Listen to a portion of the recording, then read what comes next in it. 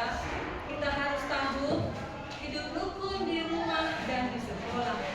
Ada dua ya, rukun di rumah dan rukun di sekolah. Pertama-tama, hidup rukun di sekolah. Rukun di sekolah itu artinya rukun itu tidak mengganggu teman atau tidak berantem, tidak berkelahi.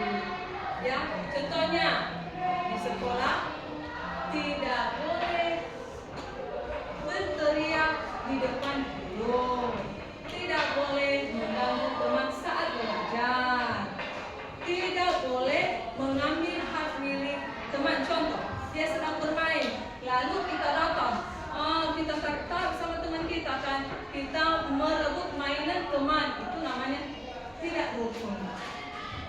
Bagaimana kalau di rumah? Di rumah juga harus ada kerukunan, ya.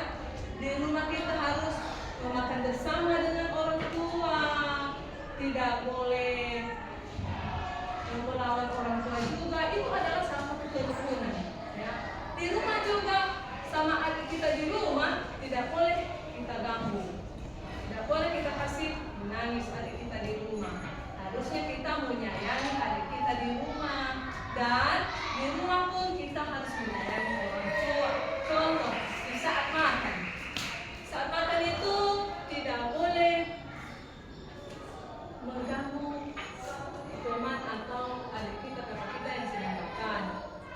Harus kita rukun. Kalau makan ya makan, tidak boleh merebut makanannya, tidak boleh mengganggu makanannya. Itu namanya rukun. Kalau ada anak-anak seperti itu, dia suka mengganggu, dia suka merebut yang punya adiknya atau punya abangnya di rumah, itu namanya bukan rukun.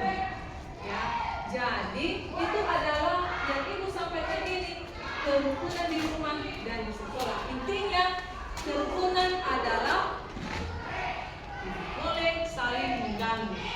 Rukun itu adalah bagaimana kita menghargai satu sama lain.